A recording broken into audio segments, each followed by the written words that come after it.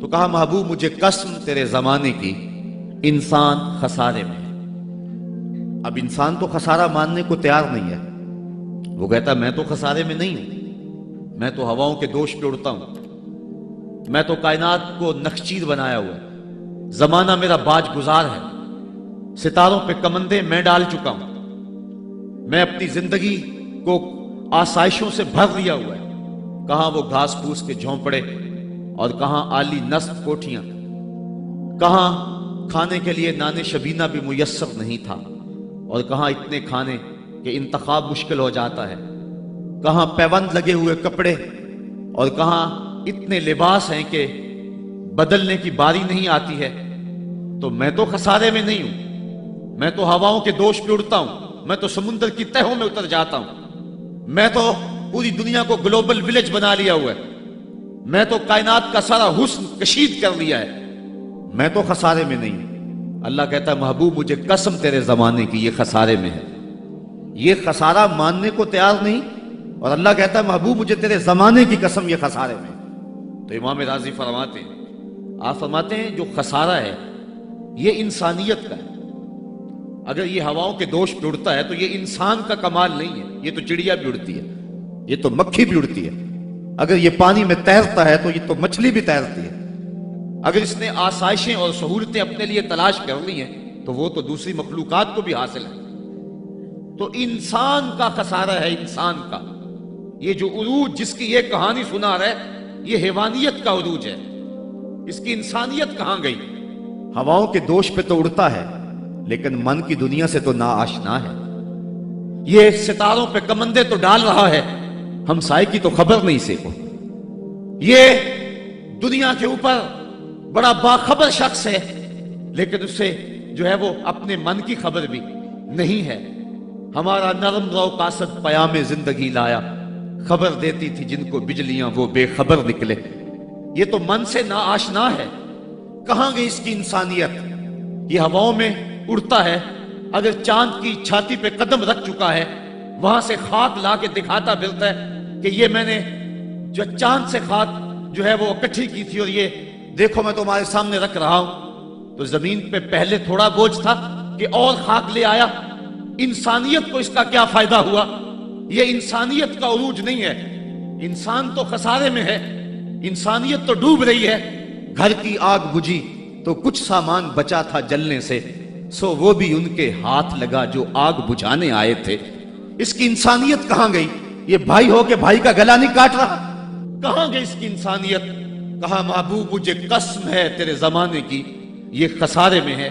اور قسم محبوب کے زمانے کی اس لیے فرمائی کہ محبوب کے زمانے میں انسان عروج پہ تھا، انسان نقطہ کمال پہ تھا۔ اس دور کا انسان دیکھنا ہو تو ابو بکر و عمر کو دیکھو۔ تو کہا محبوب مجھے قسم تیرے زمانے کی یہ انسان خسارے میں، اگرچہ یہ ہواؤں کے دوش پہ اڑتا ہے لیکن اس کی انسانیت لٹ چکی ہے، اور اگر اس نے انسان دیکھنا ہے تو محبوب آئے تیرے دور میں۔ یہ تو بھائی بھائی کا گلا کاٹ رہا ہے، خون سفید ہو گیا، ایکسیڈنٹ میں جو بچ جاتے ہیں وہ مرنے والوں کی گھڑیاں اتارتے ہیں، اس کی تو حالت انسانی جو ہے وہ برباد ہو چکی ہے، لیکن حسن دیکھنا ہے انسانیت کا تو آئے تیرے دور میں۔ جب ایک شخص زخموں سے چور تڑپ رہا ہے اور کہتا ہے العطش، ہائے مجھے پیاس لگی ہے، ایک بندہ کہیں سے پانی کا پیالہ لیے اس کی پیاس بجھانے کے لیے آگے بڑھتا ہے اور اس کو پانی دیتا ہے، اور وہ بھی ہونٹوں تک لے آتا ہے کہ دوسری طرف سے آواز آتی ہے العطش، تو یہ پیالہ اسی وقت پیچھے کر دیتا ہے اور کہتا ہے میرے بھائی کو شاید زیادہ پیاس لگی ہے، پہلے اسے دے دو مجھے بعد میں دینا۔ اور یہ جب اس کے پاس جاتا ہے اور وہ پانی پینے لگتا ہے تو تیسری جگہ سے آواز آتی ہے، یہ اسے پانی دیتا ہے تو چوتھی جگہ سے آواز آتی ہے، حتیٰ کہ 7 اشخاص کے پاس پانی لے کے جاتا ہے اور ہر ایک آگے ترجیح دیتا ہے، اور جب وہ 7ویں شخص کے پاس پہنچتا ہے تو پہلے کے کرانے کی آواز بڑھ جاتی ہے، یہ کہتا ہے پیچھے بھاگ پہلے اسے پانی دے، اور جب یہ پلٹ کے آتا ہے تو اس کی روح پرواز کر جاتی ہے، پھر دوسرے کے پاس جاتا ہے تو اس کی روح پرواز کر جاتی ہے۔ پانی کا ایک پیالہ اور 7 آدمی زندگی اور موت کی کشمکش میں نزع کا عالم اور ایک دوسرے کو ترجیح دے رہے ہیں۔ کہا یہ تھا حسن انسانیت کا، محبوب جو تیرے زمانے میں تھا، مجھے قسم تیرے زمانے کی یہ انسان خسارے میں ہے، اگر خسارے سے بچنا ہے تو دامن محمد کا تھامنا ہو۔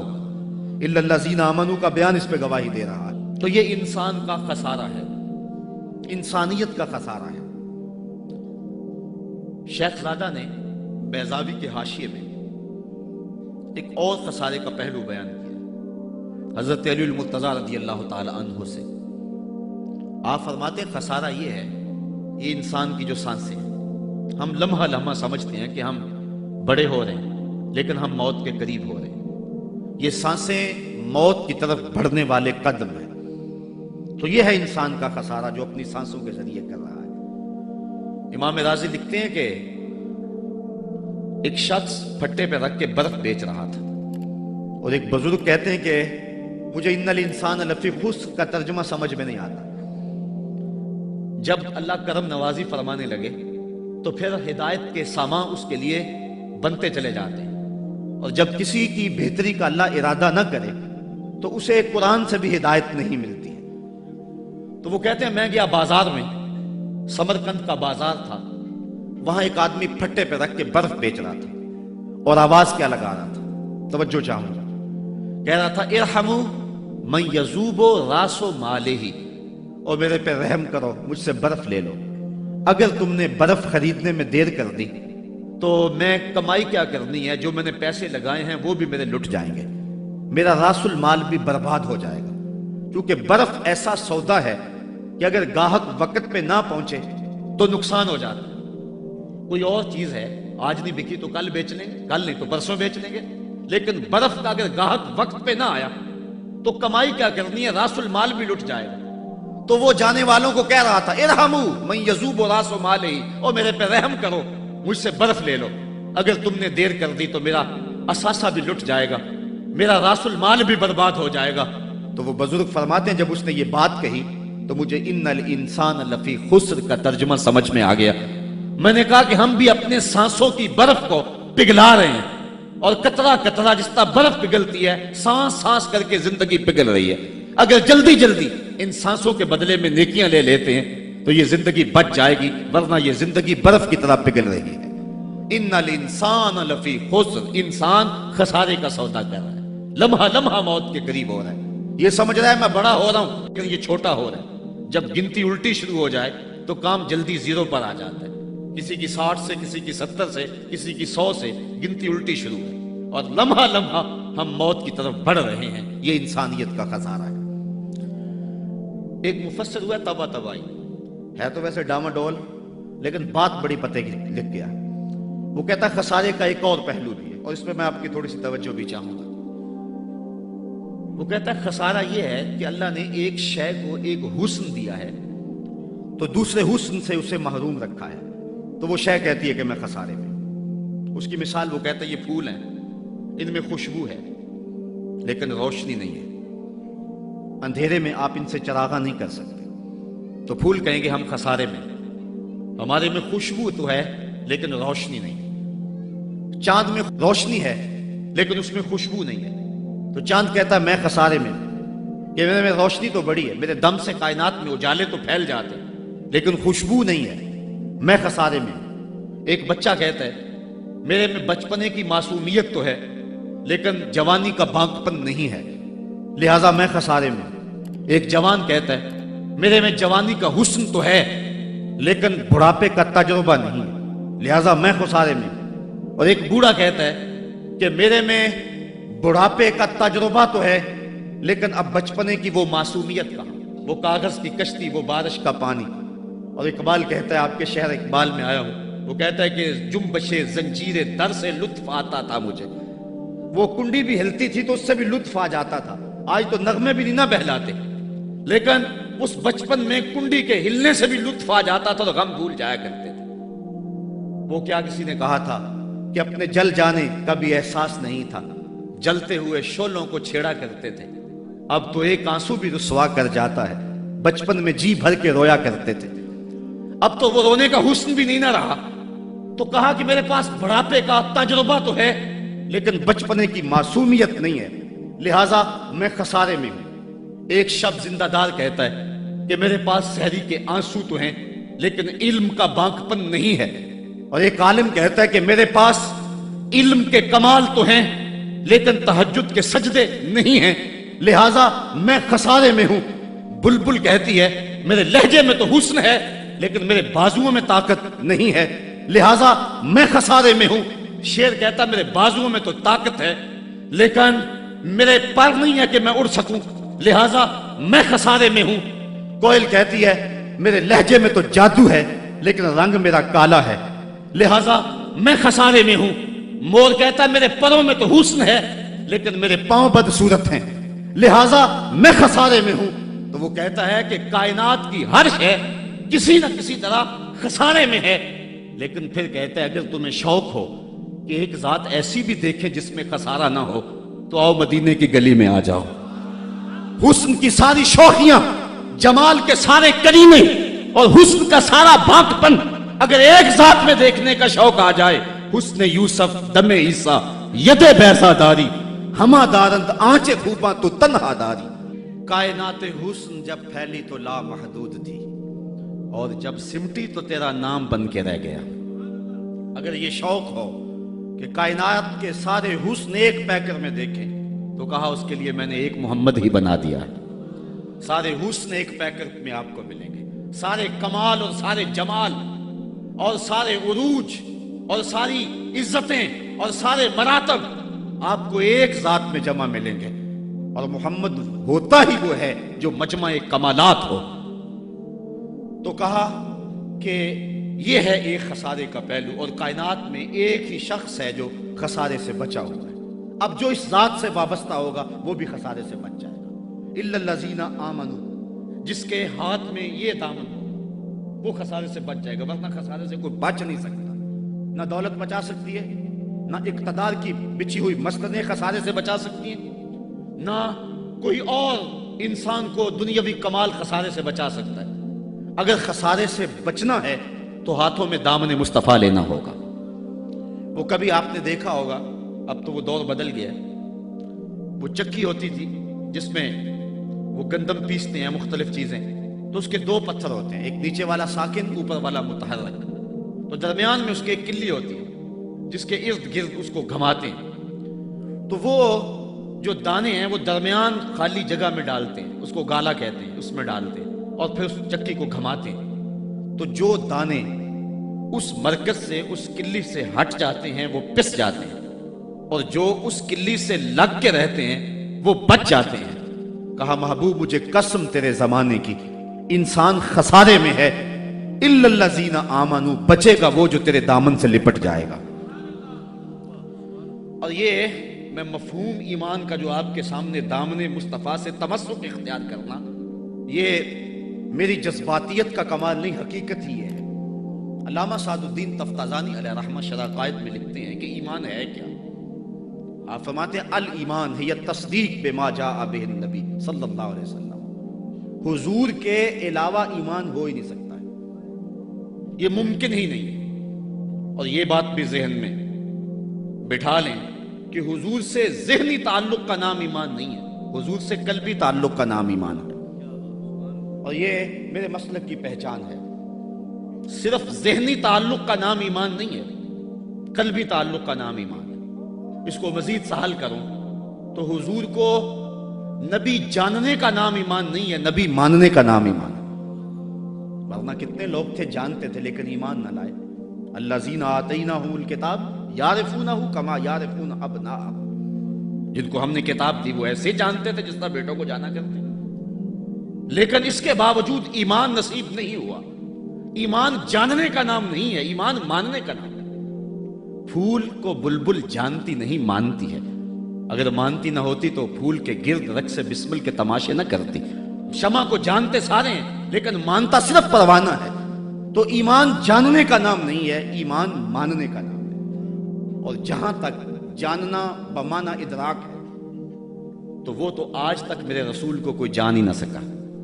سب سے زیادہ قربت تو حضرت سیدنا صدیق اکبر رضی اللہ تعالیٰ عنہ کو حاصل تھی، ان کو بھی کہہ دیا یا ابا بکر لم یعرفنی حقیقتاً غیر ربی، سفر و حضر میں میرے ساتھ رہے ہو، سن لو میری حقیقت کو میرے رب کے علاوہ کوئی بھی نہیں جانتا ہے۔ بلکہ ایک مقام پہ فرمایا لی مع اللہ وقت لا یسعنی فیہ نبی مرسل ولا ملک مقرب، میرا اور میرے رب کا معاملہ ایسا ہے کہ درمیان میں نہ کوئی نبی آ سکتا ہے نہ کوئی رسول اور پیغمبر آ سکتا ہے۔ اور نہ کوئی فرشتہ مقرب درمیان میں آ سکتا ہے۔ تو جہاں تک تعلق ہے حضور کو جاننے کا بمعنی ادراک، تو آج تک حضور کو اللہ کے علاوہ کوئی جان ہی نہیں سکا ہے۔ مولوی کا تو دماغ خراب ہو گیا کہ وہ مسجد میں ترازو رکھ کے بیٹھ گیا اور نبی کو تولنے لگا۔ میں تو کہا کرتا ہوں ڈٹھے ورق قرآن دے پھول سارے، تیری شان جیا نہیں کوئی ہور ڈٹھا، تیری شان دا کرے مقابلہ جیڑا انہوں عاشقاں اصلی چور ڈٹھا۔ کوئی نور آکھے کوئی بشر آکھے، پیندہ رات دینے ایہو شور ڈٹھا، اللہ والیاں گل مکا دیتی تساں ہور ڈٹھا ساں ہور ڈٹھا۔ تم نے پتہ نہیں کس کو دیکھا ہے جو سکی بیٹی کو بھی نہیں بخشوا سکتا۔ لاہور قصر نور میں ایک شخص، آپ بھی سارے جانتے ہیں، میرا نام لینے کا مزاج نہیں ہے، ٹیلی ویژن پہ بھی وہ چیختا ہے، تو وہ کہنے لگا کہ نبی تو سکی بیٹی کو بھی نہیں بخشوا سکتا۔ تو میں نے بعد میں اٹھ کے کہا، میں نے کہا لوگوں آج تو لوگ اسے ووٹ نہیں دیتے جو تھانے سے نہ چھڑا سکے، سنبھلتا نہیں جن سے اپنا دوپٹہ، سنبھالیں گے کیا وہ کلیجہ کسی کا۔ جو تھانے سے نہ چھڑا سکے لوگ اسے ووٹ نہیں دیتے، اور جو اپنی بیٹی کو بھی نہ بخشوا سکے پھر کلمہ پڑھنے کا فائدہ کیا؟ جو افراد خانہ کی بگڑی بھی نہیں بنا سکتا، جو سکی بیٹی کو بھی نہیں بخشوا سکتا۔ میں نے کہا میاں تم اس کی بات کرتے ہو جو سکی بیٹی کو بخشوا نہیں سکتا، ہم تو اس کے قصیدے پڑھتے ہیں جس نے کہا فاطمہ تو جنتی عورتوں کی سردار ہے۔ تم اس کی بات کرتے ہو جس کے چاہنے سے کچھ نہیں ہوتا، ہم تو اس کی بات کرتے ہیں جس کی انگلی اٹھے اور چاند کے ٹکڑے ہو جائیں، اور سڑیاں کھجوراں اگا جان دائے، اور پتھراں نو کلمے پڑھا جان دائے، قطرے کو سمندر ذرے کو ستارہ کرتے ہیں، کونین کو خم آ جاتا ہے جب زلف سنوارا کرتے ہیں۔ ہم تو اس نبی کو ماننے اور جاننے والے ہیں۔ می وریا کستوریاں دا جدو یار نچوڑیاں زلفاں، می وریا کستوریاں دا جدو یار نچوڑیاں زلفاں، تے قبلہ دے بنیا سائم جدے یار نے موڑیاں زلفاں۔ وہ تو رخ پھیر دے تو خدا قبلے نہیں بدل دیتا۔ لوگ کہتے ہیں چاہنے سے کچھ نہیں ہوتا، میں کہتا ہوں ساری دنیا ہی مصطفیٰ کی چاہت پہ ہے۔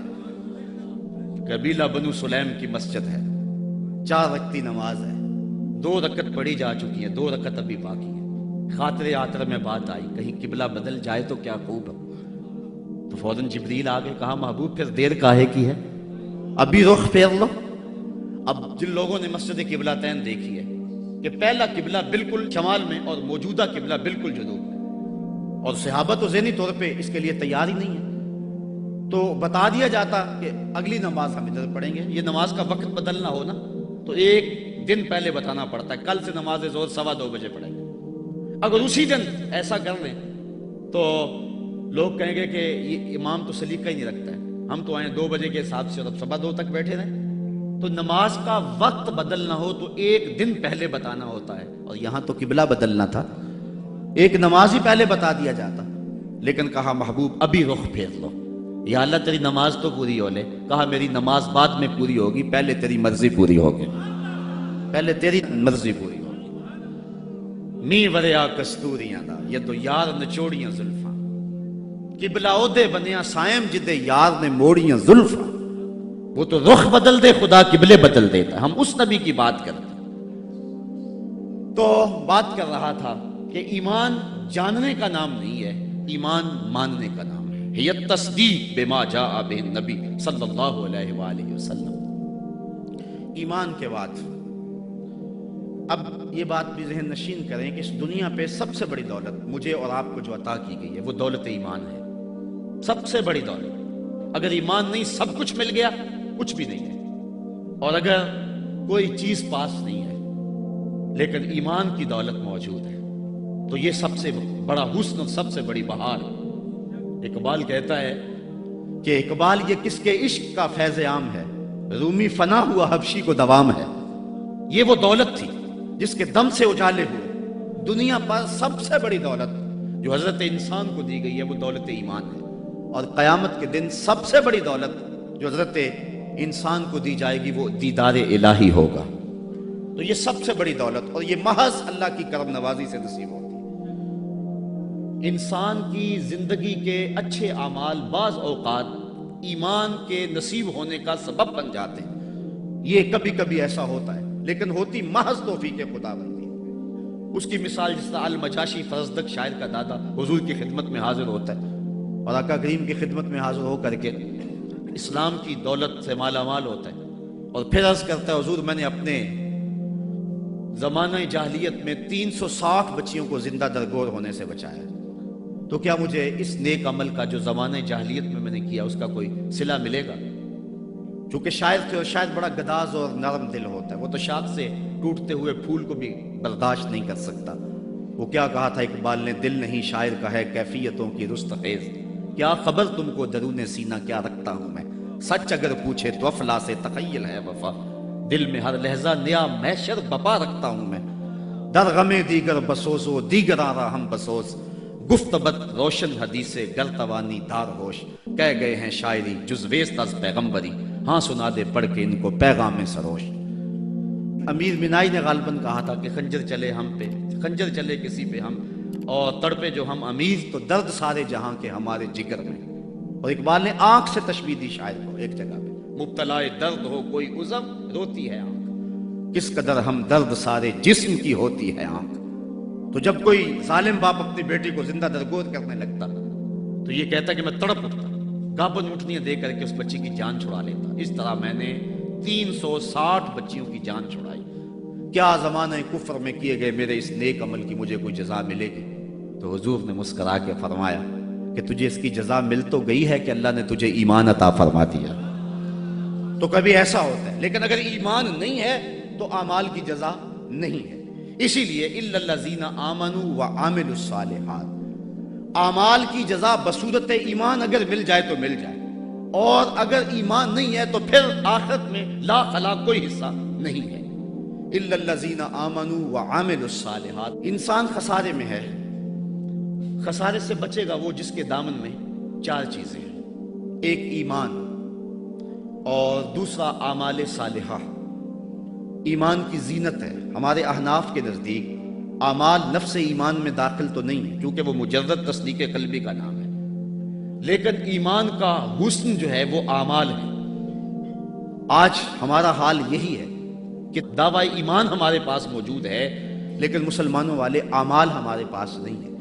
تیرے صوفے ہیں فرنگی، تیرے کالی ہیں ایرانی، خون کے آنسو رلاتی ہے جوانوں کی تن آسانی، ہر کوئی مست مئے ذوق تن آسانی ہے، تم مسلمان ہو یہ انداز مسلمانی ہے، حیدری فقر ہے نئے دولت عثمانی ہے، تم کو اسلاف سے کیا نسبت روحانی ہے، وہ معزز تھے زمانے میں مسلمان ہو کر اور تم خار ہوئے ہو تارک قرآن ہو کر۔ آج ہم صرف دعوے کی حد تک ہیں۔ شکوے میں اقبال جب چیخ چیخ کے کہتا ہے کہ تیرے کعبے کو جبینوں سے بسایا ہم نے، نو انسانی کو غلامی سے چھڑایا ہم نے، صفائے داہر سے باطل کو مٹایا ہم نے، تیرے قرآن کو سینوں سے لگایا ہم نے، پھر بھی گلا ہے ہم سے کہ وفادار نہیں، ہم وفادار نہیں تو بھی تو دلدار نہیں۔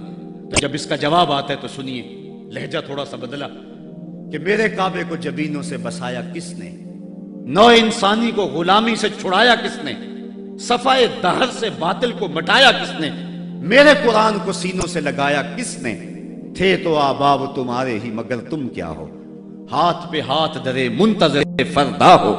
ذرا کبھی اپنے اندر جھانک کر کے دیکھا کہ ہم ہیں کہاں اور کس جگہ پہ کھڑے ہوئے ہیں۔ آج ہم مسلمان ہونے کی بات کرتے ہیں لیکن کبھی دیکھیں کہ ہمارے عمل کی پوزیشن اور حالت کیا ہے، آج ہم کس جگہ پہ کھڑے ہوئے ہیں۔ لالو لکشمن پرشاد نے ایک کتاب لکھی عرب کا چاند، اور یہ ایک ہندو رائٹر ہے، اور اس میں اس نے حضور کی سیرت اتنے خوبصورت اور دل فریب پیرائے میں بیان کی کہ گویا سطروں کے اندر چراغ ہی رکھ دیے ہیں۔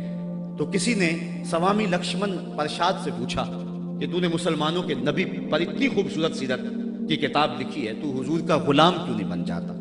تو جو اس نے جواب دیا، اگر ہم اس پہ تھوڑا سا تفکر کریں تو وہ ہماری آنکھیں کھول دینے کے لیے کافی ہے، لیکن اگر ہم اس پہ غور نہ کریں تو وہ ایک گاڑی ہمارے روڈ پہ چلتی ہے، اس کے پیچھے لکھا ہوا ہے عقل نہ ہو تو موجہ ہی موجہ۔ بات یہ ہے، بات سوچنے والوں کے لیے ہوتی ہے۔ تو سوامی نے جواب دیا تھا کہ جب میں نے حضور کی سیرت لکھنے کے لیے امہات کتب سیر کو پڑھا تو یہ جذبہ میرے سینے میں بھی گڑائیاں لینے لگا کہ میں اس نبی کا غلام کیوں نہیں بن جاتا، لیکن جب میں مسلمانوں کے کردار کو دیکھتا ہوں تو میں کہتا ہوں میں ہندو ہی ٹھیک ہوں۔ ہمارا کردار لوگوں کے ایمان کے راستے میں رکاوٹ بنا، اور ایک زمانہ تھا کہ ہماری میتیں بھی ایمان دیا کرتی تھی۔ امام محمد کا جب جنازہ اٹھا تو پورا بصرہ امڑ آیا. یہودی عیسائی کہنے لگے مسلمانوں کا امام جا رہا ہے اور اس کا آخری دیدار ہے، چلو تم بھی آخری دیدار میں شامل ہو جاؤ، جنازے میں شامل ہو جاؤ. لوگ ذوق و شوق کی فراوانی میں آگے بڑھ بڑھ کے جنازے کی چارپائی کو کندھا دے رہے تھے. تو اگر کسی عیسائی اور کسی یہودی کا جی چاہا کہ میں بھی مسلمانوں کے امام کے جنازے کی چارپائی کو کندھا دوں، تو ہمیں تاریخ بتاتی ہے پھر جس کا کندھا امام محمد کے جنازے کی چارپائی کو چھوا اس کے لبوں پہ کلمہ جاری ہو گیا. ہمارے بزرگوں کی تو لاشیں بھی کلمہ دیا کرتی تھیں، اور آج ہماری زندہ لاشیں لوگوں کے ایمان کے راستے کے اندر رکاوٹ بنی ہوئی. ہم کبھی غور کریں، رو رہی ہے آج ایک ٹوٹی ہوئی مینا اسے، کل تلک گردش میں جس ساکی کے پیمانے رہے. خیر تو ساکی سہی لیکن پلائے گا کسے، اب نہ میں کش رہے باقی نہ میں خانے رہے. رو رہے ہیں آج وہ دشت جنو پرور جہاں رقص میں لیلا رہی، لیلا کے دیوانے رہے. وائے ناکامی متائے کارواں جاتا رہا، کارواں کے دل سے احساس زیاں جاتا رہا. جن انگاروں پہ اس وقت میں اور امت مسلمہ اور آپ کھڑے ہیں، کون اس سے بے خبر نہیں ہے؟ کابل میں کون لٹ رہا ہے؟ کندھار میں کس کی گردنیں کاٹی جا رہی ہیں؟ اور شبرغان کے اندر کس کے بالوں کو نوچ کر کے زخموں میں تیزاب چھڑکا جا رہا ہے؟ غزہ کی پٹی میں کس کے بچے ذبح کیے جا رہے ہیں؟ موصل میں احمد کس محمد بن قاسم کو پکار رہی ہے؟ کندھار میں، کابل میں، دشت لیلا میں، تورا بورا میں، کسورا میں اور دریائے آمو کے دونوں کناروں پر جو قیامت بپا ہے، کبھی ہم نے احساس کیا 1.40 کروڑ انسان اس وقت خانمہ برباد ہیں. 56 اسلامی ریاستیں آج بے بس نظر آتی ہیں اور بے حسی کی ایسی چادر اوپر تنی ہوئی ہے کہ کسی کو احساس ہی نہیں ہو رہا، اور متاع کارواں بھی لٹا چلا جا رہا ہے. ہم تو صرف 313 تھے اور دنیا کو ناکو چنے چبوا کے رکھ دیے. تاریخ اس واقعہ کو کبھی نہیں بھول سکتی جب ابو جہل نے اپنا سفیر بھیجا اور اپنا جاسوس بھیجا عمیر کہ جا مسلمانوں کو دیکھ کر کیا کتنے. تو واپس آ کے اس نے جو خبر دی وہ بڑی حوصلہ افزا تھی، اس کے لیے حوصلہ افزا تھی. اس نے صنادید قریش کو اکٹھا کر کے کہا کہ یہ عمیر کی رپورٹ سنو. یہ کہتا ہے صرف 3 اونٹ کھا سکیں گے، یعنی 300 سے اوپر نیچے. ان کے پاس اسلحے بھی پورے نہیں ہیں. تو میری مشاورت یہ ہے، صبح لڑائی کی نوبت نہیں آئے گی، رسیاں کٹھی کرو، صبح انہیں پکڑیں گے، اونٹوں کی پشتوں پہ جکڑیں گے اور جا کے حرم کعبہ کی دیواروں کے ساتھ باندھ دیں گے. جو بعد میں دور دور سے لوگ آیا کریں گے ان کو ان کا تماشا دکھایا کریں گے. یہ نئے لوگ تھے جنہوں نے ایک نئے دین کی داغ بیل ڈالی تھی. جب یہ ساری باتیں وہ کر چکا تو عمیر نے جو بات کہی تاریخ نے اس کو محفوظ کیا. عمیر کہنے لگا تم کہتے ہو رسیاں کٹھی کرو، میں اس قوم کو دیکھ کے آیا ہوں. اگر میری بات مانتے ہو تو رات کی تاریکی میں بھاگ سکتے ہو تو بھاگ جاؤ. واللہ میں نے ایسے لوگ دیکھے، اس کے لفظ ہیں وَلَٰكِنْ رَأَيْتُ يَا مَعْشَرَ قُرَيْشَ الْبَلَايَا تَحْمِلُ الْمَنَايَا. اے قریش کے سرداروں، اتنا بھی تکبر میں نہ آؤ.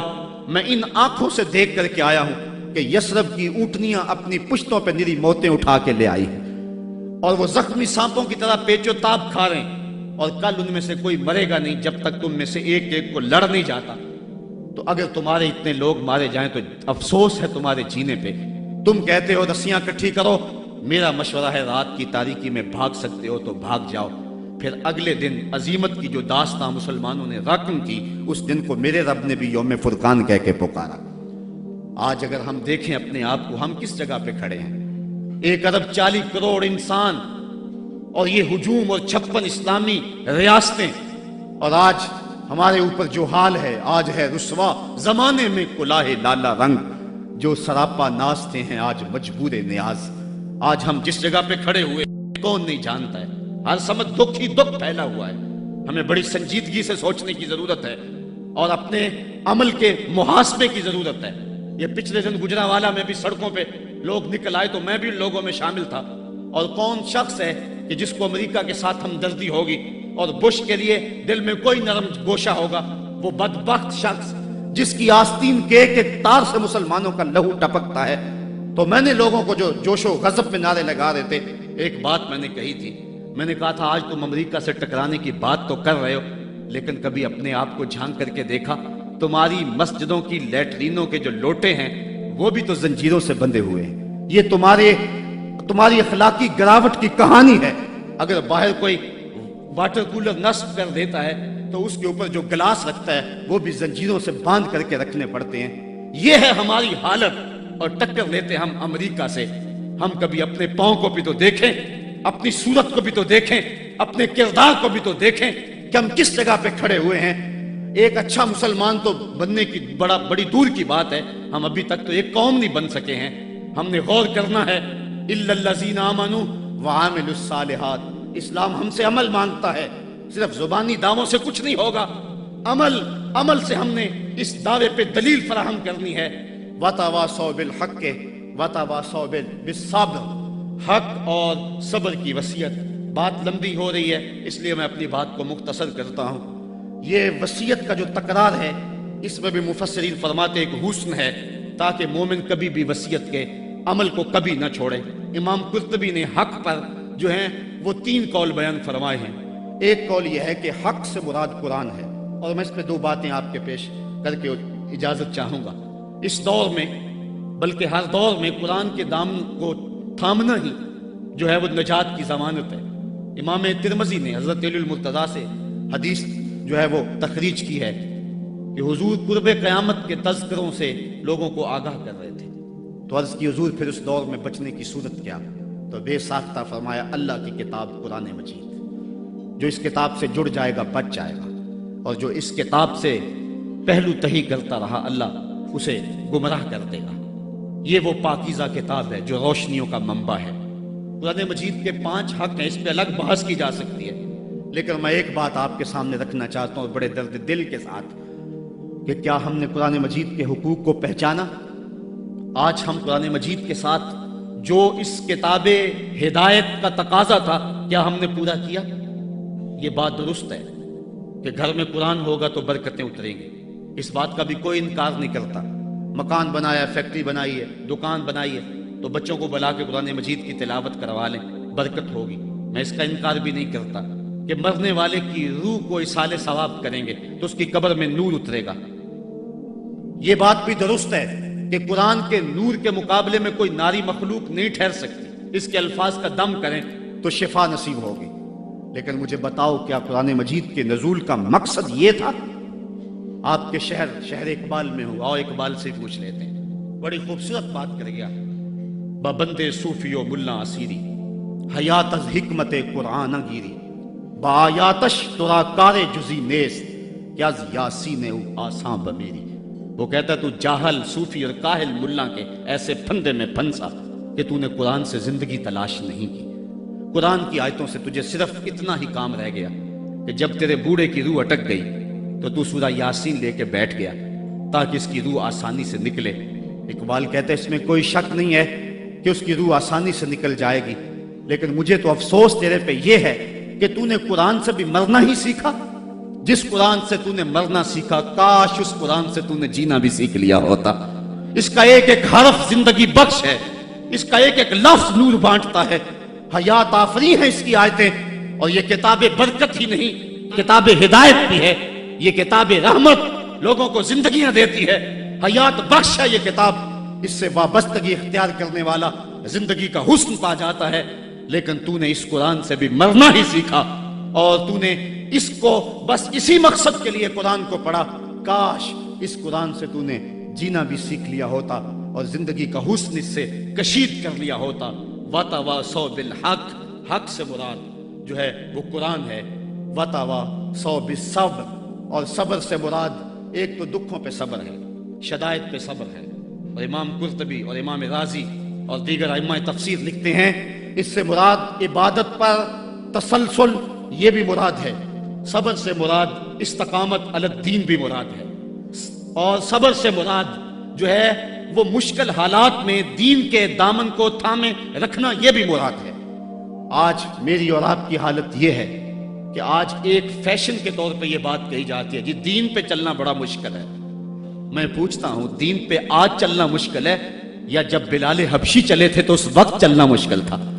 آج تو ہم مسجد میں آئے تو قالین بچھے ہوئے تھے، گرم پانی دستیاب تھا، ہیٹر چل رہے تھے، اور ہم کہتے دین پہ چلنا بڑا مشکل ہے۔ ذرا ان سے پوچھو جن کی چمڑی بھی ادھیڑ کے رکھ دی گئی، جن کے جسموں کو لوہے کی ٹنگیوں سے چھید دیا گیا، لیکن انہوں نے نہیں کہا تھا کہ دین پہ چلنا مشکل ہے۔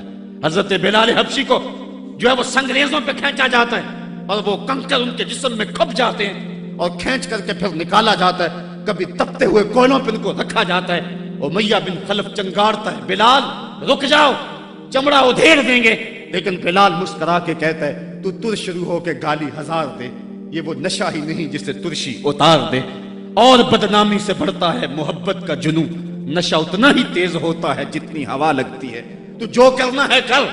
बल्कि बिलाल हबशी को तपती हुई रेत पे लटाया और सीने पे रखा पत्थर, और बिलाल मुस्कुरा रहे। और कोई शख्स पास से गुजरा, कहा बिलाल मुस्कुरा रहे हो और ये तुम्हारे ऊपर इतना जुल्म और जबर कर रहे हैं। तो बिलाल हबशी ने जो जवाब दिया, कहा तुम बाजार में जाते हो ना मट्टी का बर्तन खरीदने, तो उसको भी ठोंक बजा के देखते हो कि इसकी आवाज तो ठीक है, कहीं कच्चा तो नहीं है। कहा तुम तो बर्तन भी खरीदते हो तो ठोंक बजा के देखते हो, मेरा रब बिलाल की खरीदारी कर रहा है, वो ठोंक बजा के देख रहा है कि कहीं बिलाल कच्चा तो नहीं है। मैं कहता हूं मालिक खरीद ले बिलाल को, खरीद ले बिलाल को, ये कच्चा नहीं है, तेरी राह में जान भी मारनी पड़ी तो कुर्बान कर देगा। आज शोर हमने डाला हुआ है, बड़ा मुश्किल है दीन के ऊपर चलना। जरा उसकी कहानी भी पढ़ो, जरा उसकी जिंदगी भी देखो कि जिसकी दोनों टांगों को दोनों ऊंटों के साथ बांध दिया गया और कहा फिर जा अपने नजरिए से, वरना अभी जब ऊंटों को हांकेंगे तेरा जिस्म चिर जाएगा और दो हिस्सों में तकसीम हो जाएगा। उसने कहा कर लो जो करना है। और जब ऊंटों को हांका लगाया गया, हमें तारीख बताती है कि जब उसका जिस्म चिरने लगा और सुरख सुरख कतरे गिरने लगे, तो हमें हमारी अक्ल तो यही कहती है कि उसने चीखों से आसमान को सर पे उठा लिया होगा। लेकिन हमें तारीख ने बताया जब तक जुबान बोलती रही उसके लबों पे यही था, फुज़्तु बिरब्बिल काबा, फुज़्तु बिरब्बिल काबा, काबे के रब की कसम में जिंदगी की बाजी जीत गया। आज शोर हम कर रहे हैं, यार हमसे तो वो औरत अच्छी, अभी दो दूर की बात नहीं है। इकबाल ने नज्म किया, वो ईरान की ताहरा नामी औरत, जिसको एक कुएं के किनारे खड़ा किया, उसके सामने अजदहा डाले उस कुएं के अंदर और बिच्छू डाले उस कुएं के अंदर। कहा फिर जा अपने नजरिए से, वरना इसमें फेंक देंगे तुझे। उसने कहा मुझे एक रात की मोहलत दे दो। कहा जा दी। रात गुजर गई, फिर वहां ले जाया गया, कुएं के किनारे खड़ा किया गया। वो कुआं जिसमें उसके सामने बड़े बड़े सांप और अजदहा डाले थे। कहा फिर जा अपने नजरिए से, वरना तुझे धक्का दे देंगे और ये सांप तेरी बोटियां नोच लेंगे। उसने कहा फेंक दो। कहा तूने रात सोचा नहीं है? कहा मैंने सोचने के लिए रात तो नहीं मांगी थी, मैंने तो रब की इबादत के लिए मांगी थी, मैंने तो इस्तकामत तलब करने के लिए मांगी थी, रब से यार्ज करने के लिए रात मांगी थी। मालिक औरत जात हूं और मेरे सामने इतने सांप और इतने बिच्छू फेंक के गए, और जब मैं डाली गई ना उस कुएं में तो वो मेरी बोटियां तोड़ेंगे, मुझे डंग मारेंगे। कहीं ऐसा ना हो कि मेरी चीखों की आवाज गैर महरम सुने और फिर वो तमस्खर उड़ाएं उस पे, और मोहम्मद अरबी की उम्मत की एक बांदी पर वो तमस्खर उड़ाएं और कहे उड़ाएं। मेरे मालिक मुझे सब्र दे दे, मुझे हौसला दे दे। और मैंने रब से ये हौसला मांग लिया है, अब फेंक दो, तुम मेरी चीख नहीं सुनोगे। हम में से तो वो औरत अच्छी थी, और आज हम जो है वो कहते हैं बड़ा चलना मुश्किल है दीन पे। उनकी चमड़ियां भी उधेड़ दी गई। हजरत खबाब बिन अर्द के साथ क्या ना हुआ, हजरत सुमैया के साथ क्या ना हुआ, हजरत जुनैरा के साथ क्या ना हुआ। पढ़े तारीख, अजीमतों पे मुश्तमिल तुम्हारी तारीख है, और आज हम किस जगह पे खड़े हैं। और आज हम दीन के लिए थोड़ी सी तकलीफ भी बर्दाश्त नहीं करते, बल्कि हमारी बेगैरती का हाल तो यह है कि बैरूने मुल्क जाने के लिए लोग अपने आप को मिर्ज़ई नहीं लिख रहे। मिर्ज़ई खत्म नबूवत का बागी है, मिर्ज़ई गुस्ताख रसूल है। एक मिनट के सैकड़वें सेकंड के मुताबिक भी जो है वो अपने आप को गुस्ताख रसूल को कहलवाना कैसे मोमन गवारा कर सकता है। आज कितने लोग हैं जो मिर्ज़ई लिख के बैरूने मुल्क चंद टकों के लिए जो है वो अपना दीन बेच रहे हैं। कहां वो लोग और कहां ये जमाना। वातावा सौ बिस्सब्र, दुख आए घर में चूल्हा ना जले कोई बात नहीं है। हमारे नबी की ये सुन्नत भी है, एक एक महीना घर में कभी चूल्हा हुजूर के नहीं जला करता था। इमाम मुंजरी ने लिखा है कि हुजूर जब आए ना हज़रत सैयदना सलमान फारसी के घर के अंदर, उन्होंने एक दिन हुजूर को गुजरते हुए देखा, दावत की, तो जब हुजूर के सामने खाना रखा गया तो आंखें इश्कबार हो गई, और फिर एक रोटी ली और चंद बोटियां एक खादिम के हाथ में देते हुए कहा, जाओ हमारे घर दे आओ, मेरी बेटी फातिमा कितने दिनों से भूखी बैठी है। माल के कौनैन हैं गो पास कुछ रखते नहीं, दो जहां की नेमतें हैं उनके खाली हाथ में। साहबो मेरा लहजा थोड़ा सा आज बेतरतीब हो गया है, लेकिन आज मैं और आप देखें कि हम किस जगह पे खड़े हैं। वतावा सौ बिस्सब्र, हक और सब्र की वसीयत, इसको कभी भी ना छोड़ें। حضرت عمر فاروق رضی اللہ تعالیٰ عنہ کی جب سانس ٹوٹ رہی تھی، ایک انصاری آپ کا حال پوچھنے آیا اور اس کی شلوار ٹخنوں سے نیچے لٹک رہی تھی۔ اس نے کہا حضرت آپ کا کیا حال ہے؟ کہا اللہ کا شکر ہے میرا حال تو ٹھیک ہے، جوان تیرا حال ٹھیک نہیں ہے۔ اس نے کہا حضرت کیا ہوا؟ کہا یہ شلوار اوپر کر لے، یہ تہبند اوپر کر لے، ایک تو تیرے کپڑے ناپاک ہونے سے بچ جائیں گے، دوسرا تیرا رب بھی راضی ہو جائے گا۔ اور اس کے بعد آپ کی سانس ٹوٹ گئی اور دائی اجل کو لبیک کہہ گئے۔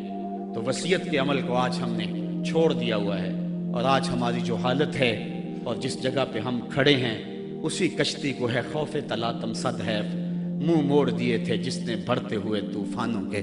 ہم توڑتے تھے تو زمانہ ہمیں راستہ دیتا تھا، دنیا ہماری باج گزار تھی اور ہم کائنات کے حکمراں تھے، لیکن آج وہ لمحے، وہ اندلس کی کہانیاں اور وہ سسلی اور سکلیا کے اندر جو کچھ ہماری جو ہے وہ عظیمتوں کی کہانیاں تھیں، آج کہاں ہیں؟ آج کابل میں، کندھار میں، قلعہ جنگی میں، دشت لیلہ میں، تورا بورا میں، تکریت میں، موصل میں، بغداد میں، القدس میں، کشمیر میں، دریائے آمو کے دونوں کناروں پر اور ڈل جھیل کے اندر تیرتی ہوئی لاشیں آج کیا کہانی بتا رہی ہیں، اور ہم کس جگہ پہ کھڑے ہیں؟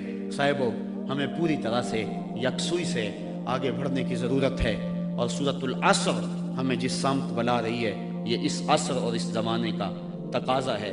اللہ تعالیٰ میرے بے ترتیب جملوں کو اپنی بارگاہ میں قبول فرمائے، اور وہ رب ایسا فرماتا ہے اشہد بلال عند اللہ اشہد، بلال کی اشہد بھی اللہ کے ہاں اشہد ہے، تو اللہ تعالیٰ میری اشہد کو قبول کر لے اور میرے لفظوں کا درد دلوں میں اتار دے، اور اللہ امت کو کھویا ہوا مقام عطا فرما دے۔ کار ما آخر شدو آخر زما کار نشد، مشتے خاک ما غبارے کوچائے یارے نشد۔ ورنہ جی تو نہیں چاہتا تھا کہ بات کو چھوڑوں، جی چاندہ اس رات نو میں محشر دی فجر تک روک لواں، جے وس چلے میرا تے سونے نو حشر تک روک لواں۔ نہ نظر کرم دی چات مکے، نہ یہ بات مکے، نہ یہ رات مکے، مگر دل کے ارمانہ پورے ہوئے تھے ابھی، یہ غضب ہو گیا کہ سحر ہو گئی۔ ان کی زلفیں جدھر بھی بکھرتی گئی، گیت گاتی ہوئی شب ادھر ہو گئی۔ ان کی آنکھوں میں ایسا نشہ تھا فراز، جس نے دیکھا وہی لڑکھڑاتا گیا۔ اس سمت ہی بہاروں کے رخ پھر گئے، جس طرف کے نشیلی نظر ہو گئی۔ چاند گہنا گیا، مہر شرما گیا، حسن ہر ایک شے کا سوا ہو گیا۔ ان کے آنے کا یارو مزہ آ گیا، پوری دنیا ہی شیر و شکر ہو گئی۔ کن کی کنجی ہے جس کی زباں وہ نبی، جس کی قرآن ہے داستاں وہ نبی۔ ان کی نظروں کی وسعت کی کیا بات ہے، جب بنی ہم پہ ان کو خبر ہو گئی۔ تم سے فریاد ہے گنبد خضرا والے، کعبے والوں کو ستاتے ہیں کلیسا والے۔ وآخر دعوانا